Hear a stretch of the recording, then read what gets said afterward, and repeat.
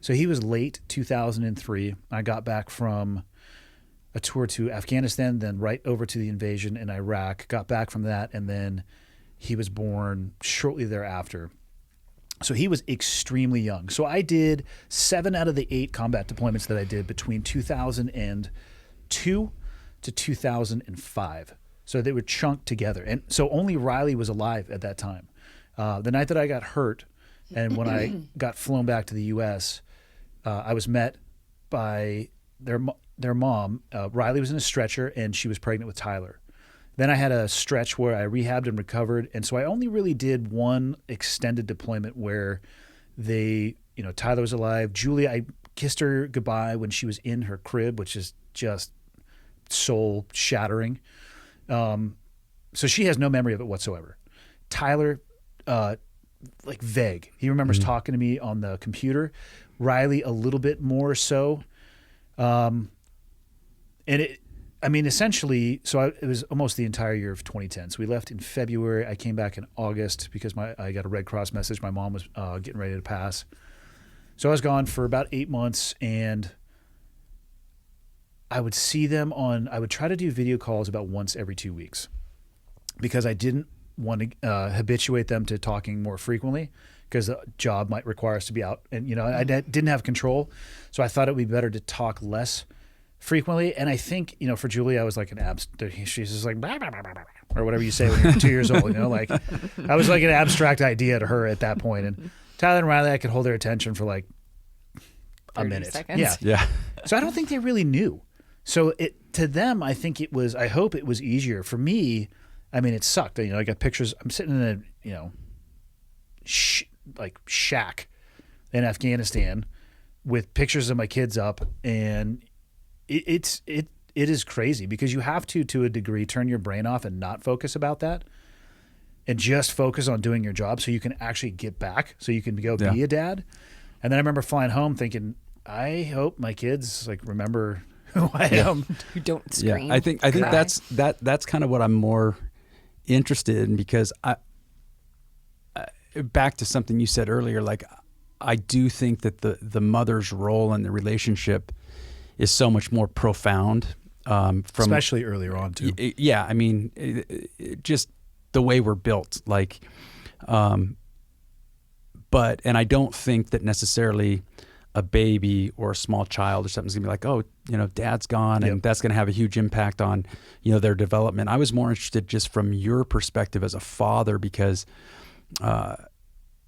I try to imagine that situation. It's just like, man, I don't know what that would be like. And it actually made me more aggressive overseas because I wanted to make sure I did everything I possibly could to make sure that I could come back. It was a reason.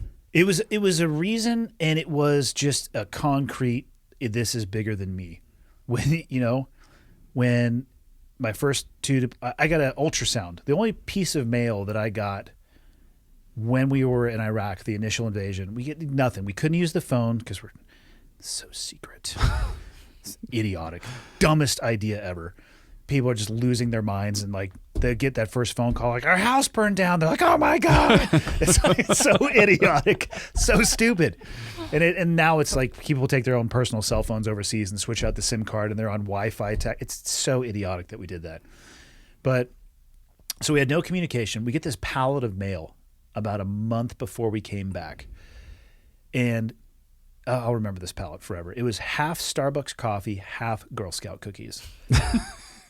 We fucking crushed that pallet. And you shit your brains out. We were we were operationally incapable for 72 hours. Guys were just laying there, because we were eating MREs.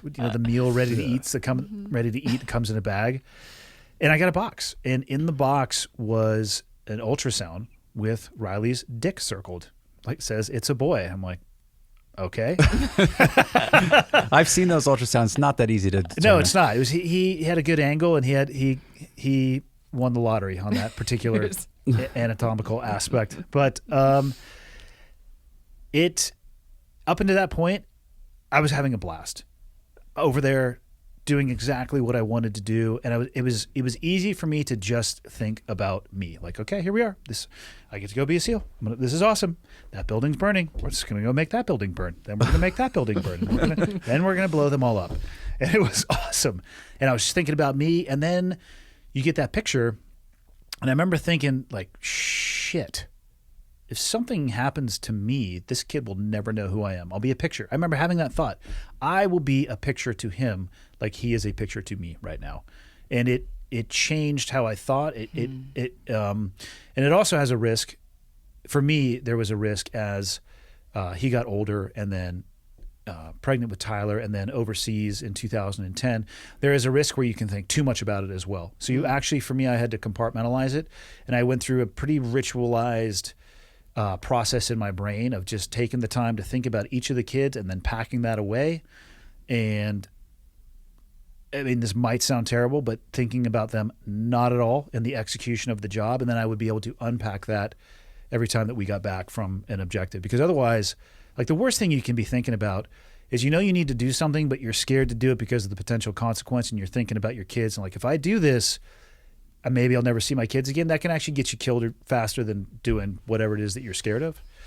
So it ended up making me probably not much more aggressive. I don't know. I think my threshold for stuff overseas was probably, the line in the sand was probably shorter than most, but it definitely moved it closer to me because I was going to make sure there was absolutely no doubt that I was coming back.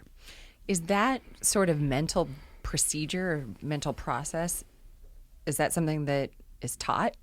I never heard it talked about. I think, honestly, that would be, the people that I worked with are just still human beings. And I never talked to anybody about it, I guess. And it wasn't like a shame thing. It was just very personal. Right. And I think each of the guys that I worked with just dealt with it in their own way. But I don't remember that discussion ever coming up. I guess my question is, in your little SEAL school, did they go through, like, okay, here's some best practices? Nope. I would imagine, though, that it's not uncommon, that you weren't rare to be over there with a young family at home. Not at all. No, I think that would probably be the norm.